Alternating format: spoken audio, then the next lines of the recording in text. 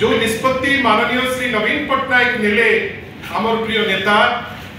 निष्पत्ति नेला परे आमे देखुचु दुईटी जाक नेशनल पार्टी गोटे पटे कांग्रेस अन्य पटे भारतीय जनता पार्टी केते दोहली जाइछथि। गोटे पटे तो आमे देखुचु जे भारतीय जनता पार्टी किछि वरिष्ठ नेता आरंभ करदेले कहवा पाई जे प्रत्यक्ष नुहे आमको परोक्ष समर्थन दिगला आम जानी नु नोटा जानी किंतु प्रत्यक्ष परोक्ष करी भिड़ी आनिब आम प्रथम थर देखुचु। अन्य पटे देखुचु जे पीसीसी रो सभापति तांकर जो मंतव्य अत्यंत हास्यास्पद सी जानी रखिबा दरकार जे बिजू जनता दल सारा भारत वर्ष रे माननीय श्री नवीन पट्टनायक नेतृत्व रे गोटे सफल राजनैतिक दल आज बिजू जनता दल ओडिशार 1 नंबर दल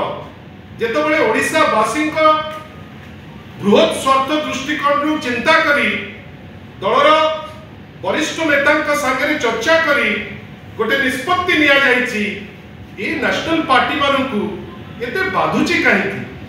तार उत्तर दबा समय आसी जाइछि। या सह आमे देखिलु जे ओडिशा रे विगत 1.5 वर्ष हेलानी पॉलिटिकल विश्लेषक गुड़े बढ़ी जाइछ। प्रत्येक दिन संध्या बेले बिजू जनता दल उपरे पूरा डॉक्टरेट लाभ कर विभिन्न प्रकार मत आमे आशा करिबा जे मत जे नैचंती से ओडिशावासी को स्वार्थ रे जेतबेले मत नैचंती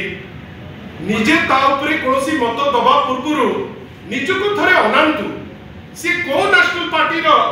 सपक्ष रे ताकू कहिबा पाई ताकर उद्देश्य सेटा थरे से भाबंतु नहले लोके हसिबे। जो निष्पत्ति निया जाइछि जहाँ वरिष्ठ नेता श्री संजय दास वर्मा आपण को पाखरे पूरा क्लैरिटी रो सह कहिसंती आमे पुणी थरे 4.5 कोटी ओडिया को तरफरु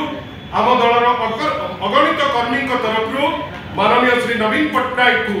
पुणी थरे धन्यवाद दउचु ताकर नेतृत्व पाई ताकर निष्पत्ति पाई। आपण को मध्य अनुरोध करूचु ए जिनिस